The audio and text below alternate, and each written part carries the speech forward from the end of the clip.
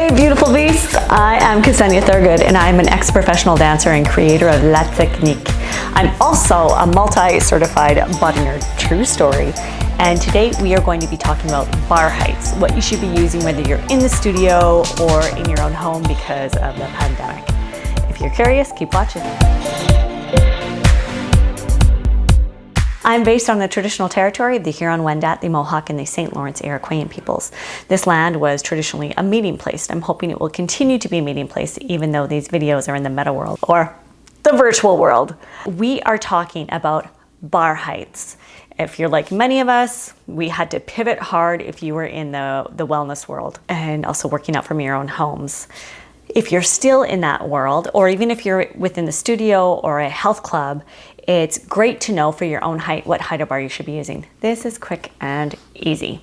You want to go in between your last floating rib and your waist. Your last floating rib should be generally where your bar sits, because what can happen when your bar is too short, you will lean over. I'm going to cut now to a bunch of material with me with different bar heights so you can see. Welcome to my online studio. All right, let's get right to it. The proper bar height you want is to your last floating rib. This is my actual bar that I use at home. My partner and I designed these, and we will be selling them in the future if anyone's interested. Mine, as you can see, is right below my breast and my last floating rib. That's the height you want. And then I have the lower bar, lower side series or back extension with arabesque, with squatting and squat work as well. And as well stretching for the piriformis on my days when I'm tighter. Okay, if you're at home and you do not have access to a bar, or when you purchase one online, literally measure from the floor with a measuring tape up into your last floating rib. That's how high you want your bar to be for your own body. Now, if you don't have those options available for your pocketbook, you can use a chair. Nothing wrong with that. Now this one, you'll notice, stand right beside it and it hits below my iliac crest. My iliac crest is the round part of my hip. If you wonder, well, I don't really know where that is, with the pointy part of your hip, your ACES, if it hits below there, that is way too low for you. Or your pubic bone, I'm just above my pubic bone. Now, it's not the end of the world. Plies, fine. Attitude, pas problème. Rises, this is when we start to get into some problems. Can you see how I'm starting to go on my fingertips?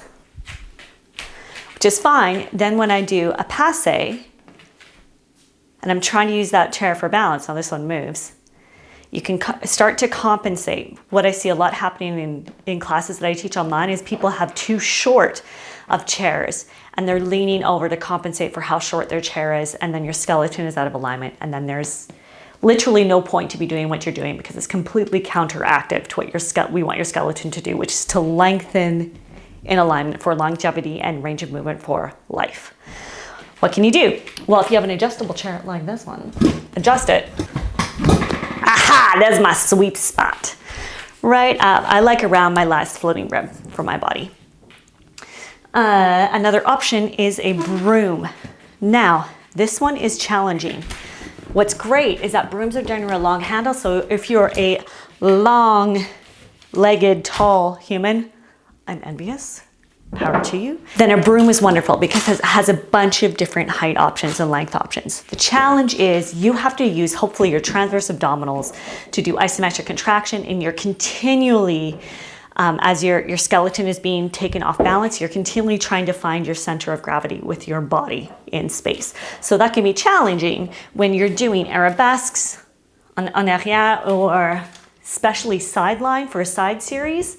This is moving all over the place, and you have to be more of an advanced mover in order to compensate. How you can compensate if you're not an advanced mover or don't feel confident just yet is you can duct tape that broom on or mop onto the back of your chair, or thread it through the back of the chair so you feel more confident. But then you do want to tape it once you thread it through, because otherwise it's going to go all over the place. Anything shorter than your iliac crest or your natural waist, anything shorter is really way too short for your body when you're doing bar work.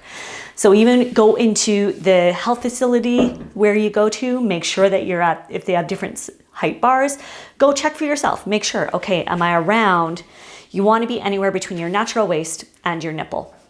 for your bar height. Anything lower, ciao. Or accommodate however you can for your body. I hope that was practical and helpful. Could I say any more words that are the same? More homonyms? Or synonyms? Homonyms are things that sound the same, aren't they? Yeah, they are. Thank you so much for watching.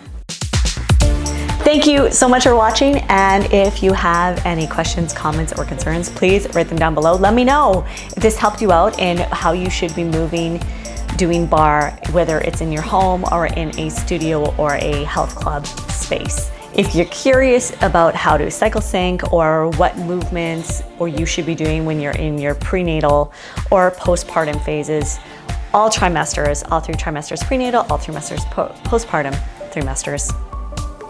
All 3 trimesters prenatal, all 3 trimesters postpartum. All the info is on my website, www.latechnique.ca, or if you'd like to take a live virtual class where I give real-time adjustments and corrections, you can find everything on my website, but I will put links down below just in case. See you next time.